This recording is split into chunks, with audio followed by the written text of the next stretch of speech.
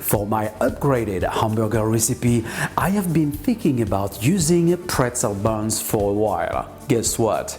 I have to confess that these bad boys have far exceeded my expectations. On y va les petits lapins, let's do it! So first, I'm going to combine together the dry ingredients, bread flour, salt, sugar, instant yeast or fresh yeast and butter. To mix the dough, I'm not going to use the hook attachment, but rather the paddle. Why? Because it's going to do the job faster.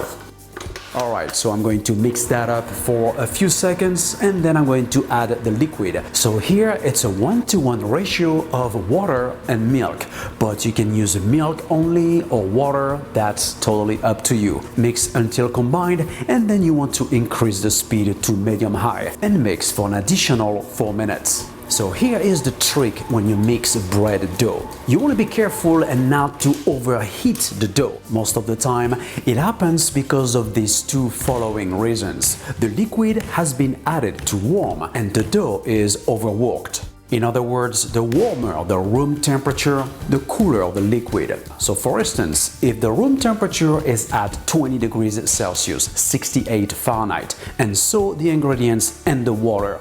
At the end of the mixing process, the internal temperature of the dough should be around 25 degrees Celsius, 77 degrees Fahrenheit. Alright, so the first fermentation is going to take about 2 hours until double in size.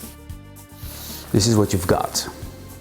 I love it. Flip over and do not add extra flour. And that's because the dough has got some fat. It's not gonna stick anyway. At this juncture, if you add flour, it's going to modify the recipe, in addition to make more difficult the shaping process. So I'm gonna divide the dough into 12 buns and turn them into tight rounds. As you can witness, adding extra flour wouldn't have been a good idea. Next step, I'm gonna freeze the buns for a couple of hours to firm up, and then I'm going to turn them into flying saucers.